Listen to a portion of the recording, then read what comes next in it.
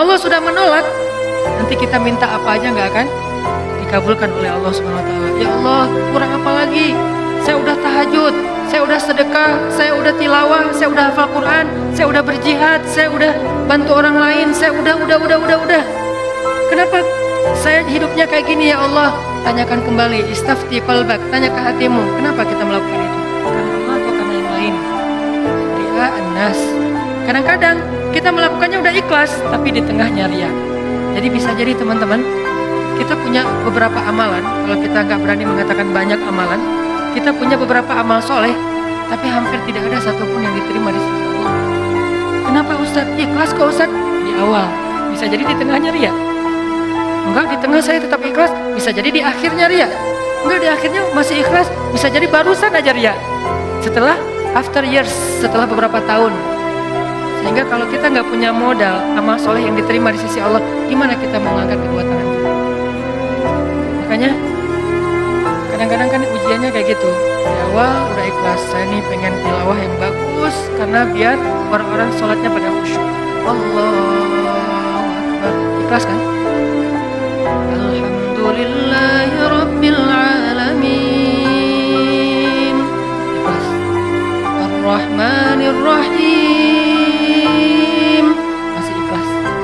Maliki Yaumiddin. Ada yang nangis di belakang. Mulai bagus juga ya suara saya.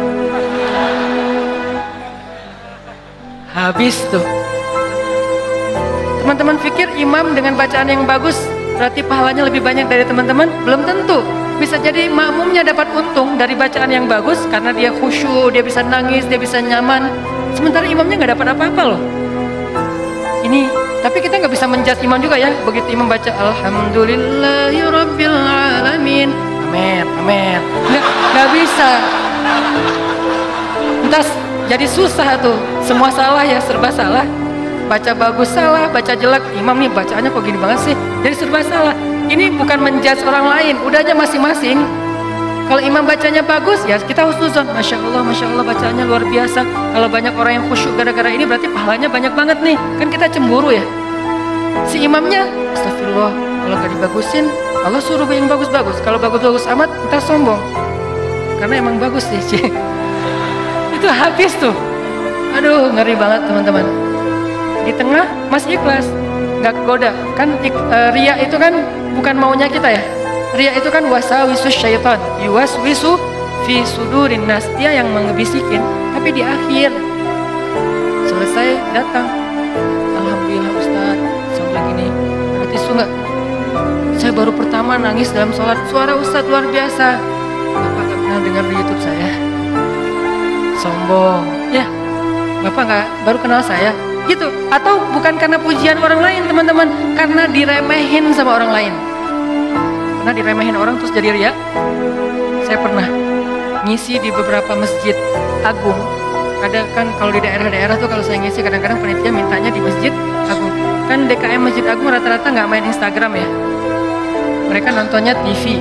Jadi karena saya qadarullah nggak pernah masuk TV, nggak kenal. Ini Ustadz siapa sih? Ada nggak di Damai Indonesia aku? Nggak ada. Oh biasa aja. Karena saya nggak pernah masuk TV, akhirnya beliau nggak kenal kan, bukan yang pemain sosmed. Dan dari situ mulai ada ngeremehin. Panitia nawarin tempat, mereka bilang udah biasa aja lah, nggak usah terlalu heboh. Paling juga jamaahnya nggak setengah masjid. Katanya. Saya kasih tahu Ustadz, ini DKM-nya kayak gitu ngomongnya. Oh kita lihat aja nanti. Mulai kan ria nih. Terus saya datang, ternyata alhamdulillah qadarullah Allah yang melangkahkan kaki-kaki mereka rame nih sampai pelataran masjid. Pas rame DKM-nya bingung, Ustadz siapa sih kok bisa rame gini yang datang? Saya kasih ria nih. Mulai yuwaswis was-wasa. Jadi perang batin banget teman-teman sama setan. Bukan maunya saya, setan yang kayak gitu. Kita cuma punya dua pilihan, mengaminkan atau menolak.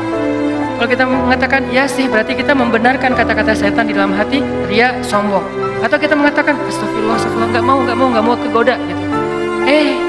Pas waktunya sholat maghrib, panitia biasa, panitia kan kenal pastinya ya, Ustaz dorong-dorong saya gitu kan. DKM nggak ngedorong, kan kepancing. Kenapa DKM nggak ngedorong? Ngelihat penampilan saya dari ujung rambut sampai ujung kaki kayak kurang meyakinkan gitu. Nih Ustadz bisa ngaji nggak sih? Ngelihat ujung kupluk, di tengah kaos atau pakai kemeja, bawah celana jeans biasa. Ini bisa ngaji nggak ya? Akhirnya DKM kayak ragu-ragu gitu mau dorong saya jadi imam. Dalam hati, 5 menit lagi dengerin aja nanti. Wah, Yuaswis luar biasa. Karena didorong-dorong terus sama penitia, ya udah deh. Saya mau ya kalian yang dorong kan, dorong lagi dong. Didorong ya. Udah aja jadi imam. Imamin, karena tadi diremehin sama DKM, kepancing dong. Wah, Ar-Rahman nih, gua keluarin sekalian C. Kenapa ngeluarin Ar-Rahman? Favorit, kartu as lah. Kan DKM-nya kayak ragu-ragu gitu. Sampai saya bilang, soft dirapatkan, diluruskan. Saya nggak mau pakai bahasa Arab, walaupun nggak bisa. Soft diluruskan dan dirapatkan gitu. Terus DKM-nya masih gini-gini.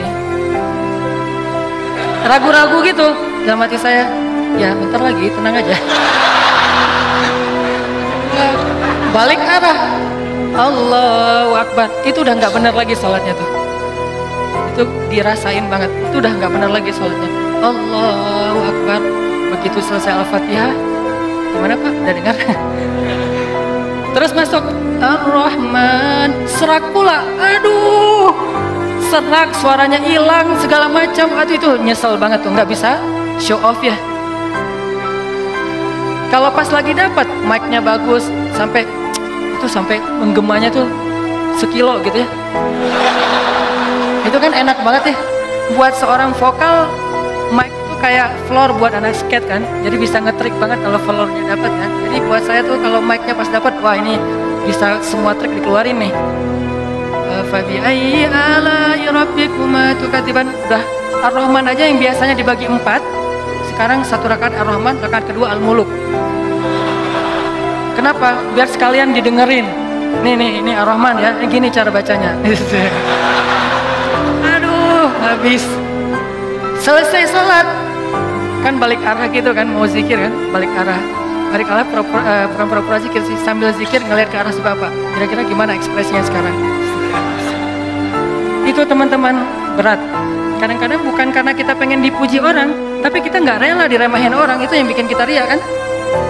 Bukan karena kita pengen dielu-elukan, dipuji, dapat banyak like, dipuja-puja. Bukan itu. Itu kita masih kadang-kadang bisa ngerem.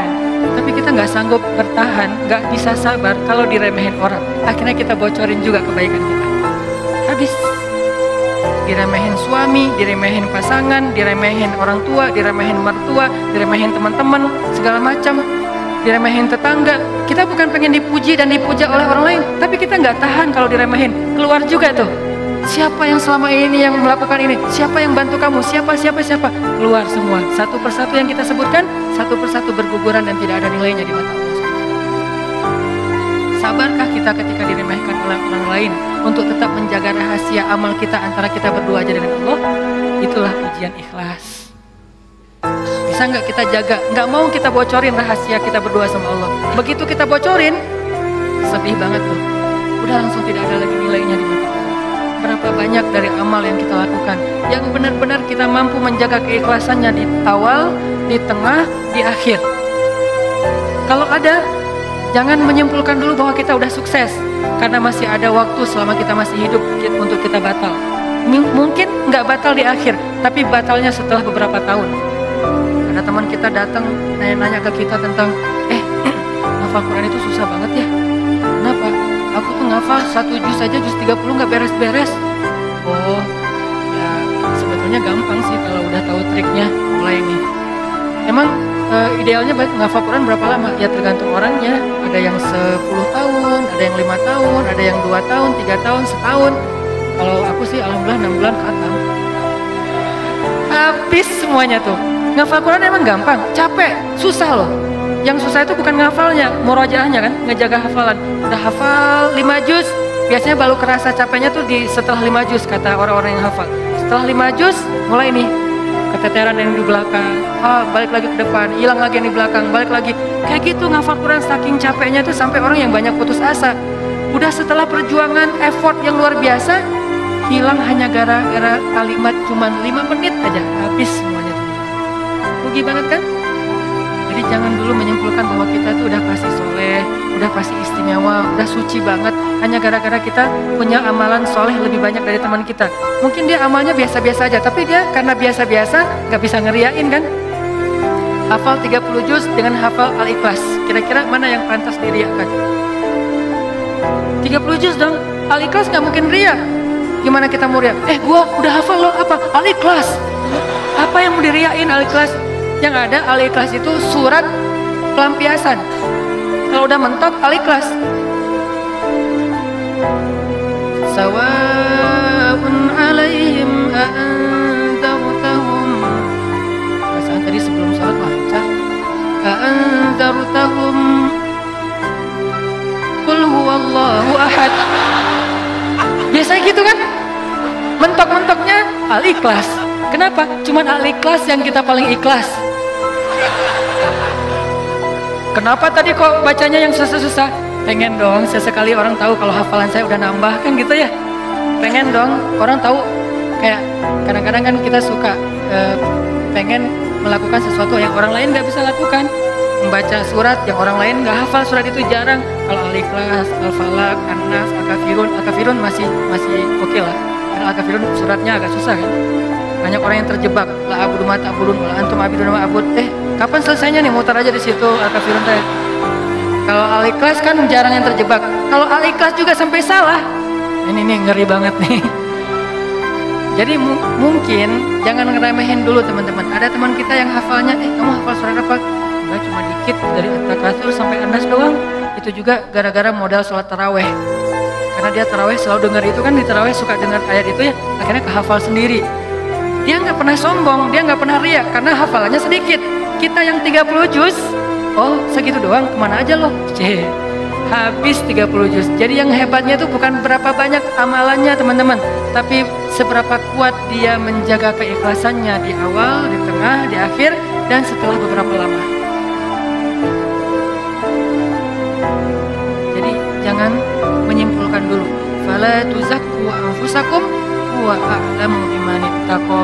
Jangan kalian menganggap diri kalian udah pasti soleh, pasti istimewa, pasti baik, karena Allah lah yang paling tahu siapa yang paling bertakwa. Maksudnya siapa yang paling ikhlas. Karena at-taqwa hauna.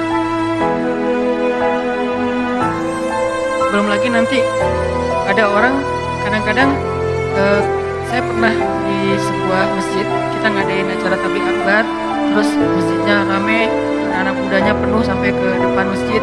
Setelah selesai acara tabligh akbar kan suka ngobrol-ngobrol gitu kan sama DKM di ruang DKM. Ada salah satu sesepuh masjid ngobrol sama saya, dan waktu itu saya juga sedih. Kenapa saya ladeni gitu? Harusnya saya pergi aja biar menjaga amal beliau kan. Beliau cerita, Ustadz, alhamdulillah ya sekarang masjidnya rame. Ini perjuangannya nggak mudah loh Ustadz. Dulu dari awal nih, ketika kita pembebasan lahan masjid ini aja udah konflik sengketa dengan beberapa tetangga. Akhirnya saya perjuangkan Ustadz dari awal sampai bisa pembebasan lahan. Kemudian kita bangun masjid ini dengan gotong royong luar biasa. Fundingnya itu susah banget Ustadz. 5 tahun baru beres masjid ini Ustadz. Udah gitu saya yang bikin yayasan masjid ini. Sampai ADRT-nya tuh saya yang bikin Ustadz. Satu persatu beliau sebutkan perjuangannya, jasa-jasanya, jerih payahnya, effortnya, dan segala macam pengorbanannya. Sampai akhirnya masjid ini rampung. Sekarang dipakai banyak orang sholat. Sekarang udah gampang. DKM sekarang tuh gampang. Nggak seperti awal-awal dulu. Kalau beliau sadar itu semuanya habis gara-gara beliau.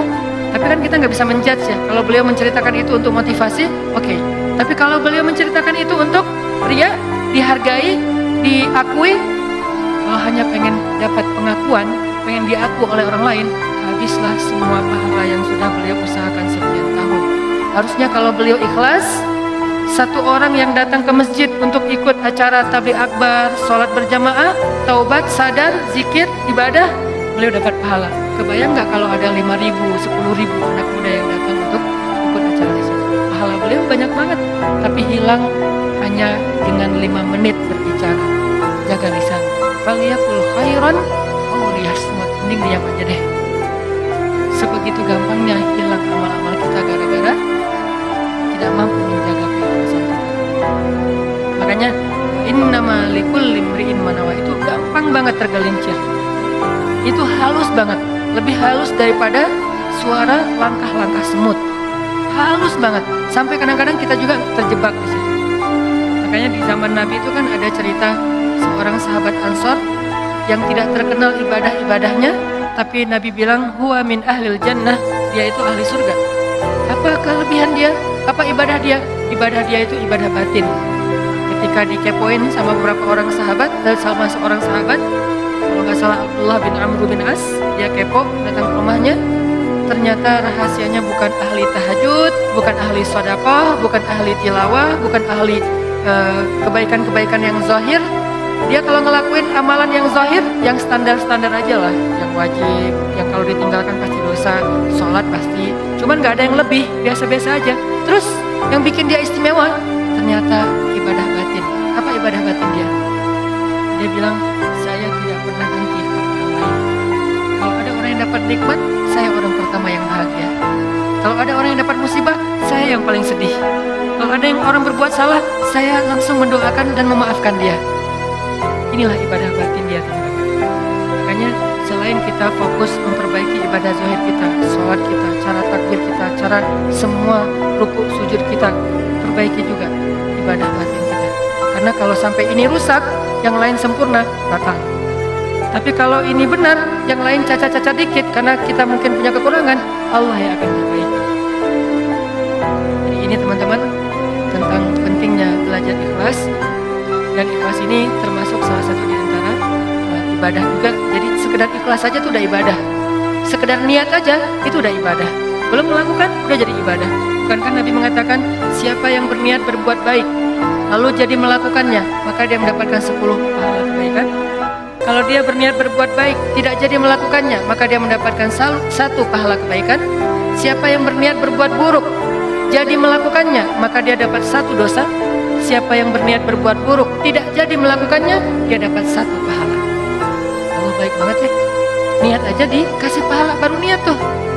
Sehingga para ulama mengatakan kalau begitu, ayo kita berniat yang banyak. Dan memperbanyak niat itu disebut dengan istilah ta'addudin niyah. Ta'addudin niyah, memperbanyak niat-niat yang baik. Saya pengen ini, saya pengen itu, saya pengen. Semua kebaikan kita pengen. Maka pengen aja udah jadi pahala kebaikan yang utuh. Insya Allah tahun depan saya pengen umroh. Azam, niat yang kuat. Allah kasih saya rezeki, saya pengen umroh. Udah nabung, ternyata nggak cukup. Maka tahun itu Allah catat kita sudah melakukan ibadah umroh sempurna. Dan bisa jadi lebih sempurna daripada orang yang melakukannya secara fisik. Kenapa? Orang yang melakukannya secara fisik masih ada ujian riya. Lagi di mana? Lagi umroh, posting. Tapi nggak semua orang yang posting umroh itu riya ya. Ini ke diri kita lagi nih, balik lagi kepada diri kita. No judgment. Bisa jadi dia posting, bisa jadi dia tinggalnya di bintang 5. Kadang-kadang umrohnya bareng dengan teman. Kadang-kadang kegodanya gini, umroh nih bareng dengan teman. Pas lagi makan, kan di hotel suka pas makan saling ketemu gitu kan, saling sharing. Dari mana aja? Baru selesai tawaf.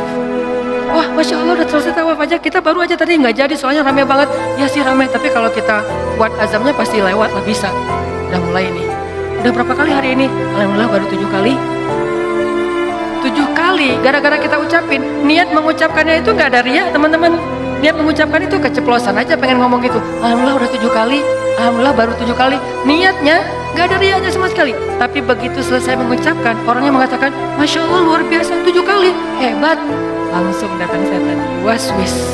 Ya sih, mungkin di rombongan ini saya yang paling banyak rekor tawafnya.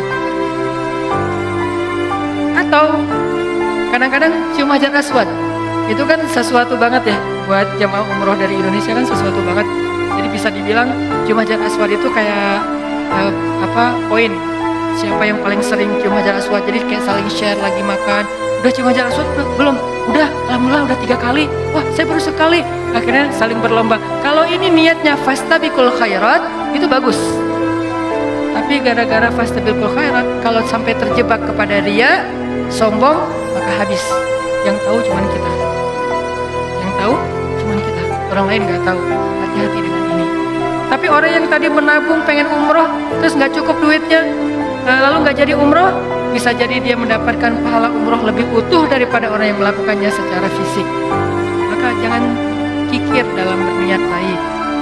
Berniat baik yang banyak. Ketika kita keluar rumah, ya Allah hari ini mudah-mudahan saya bisa bantu orang di jalan. Mudah-mudahan saya bisa silaturahim dengan teman lama atau dengan keluarga. Mudah-mudahan saya bisa mendapatkan ilmu. Mudah-mudahan saya bisa membantu orang dari kesusahan.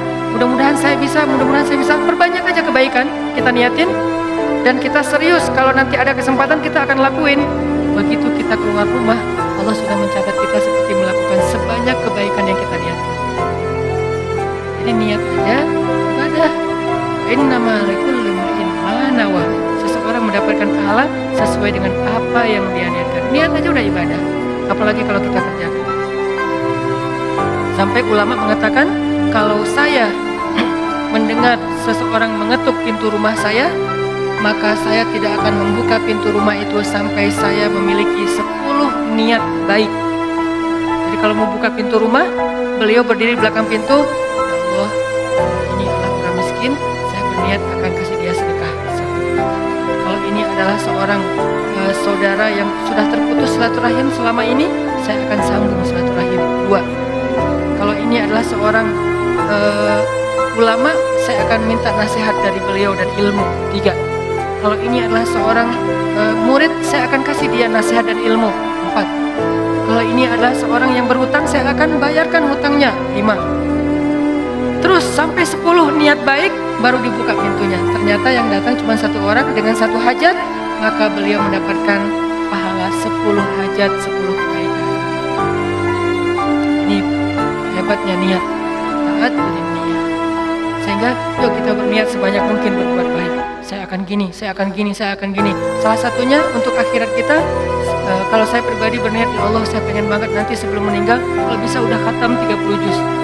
Jadi sekarang, dari dulu diusahain belum beres-beres. Naik dikit, turun banyak.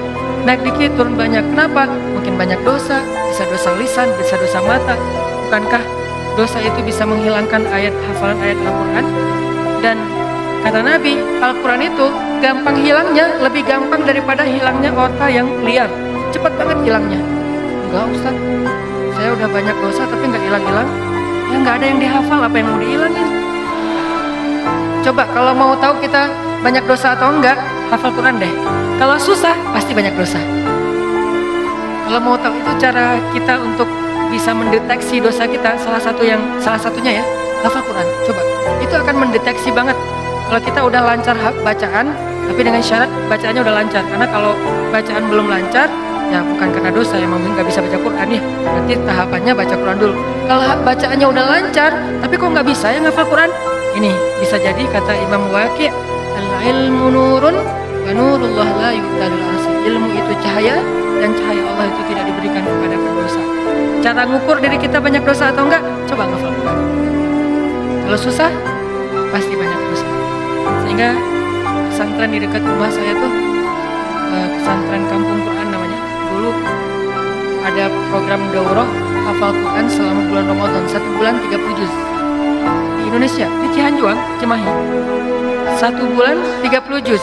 Pas saya diundang ke situ ngisi waktu subuh, saya bilang, "Ini programnya apa Ustaz?" 30 juz 1 bulan. Saya dalam hati, emang bisa.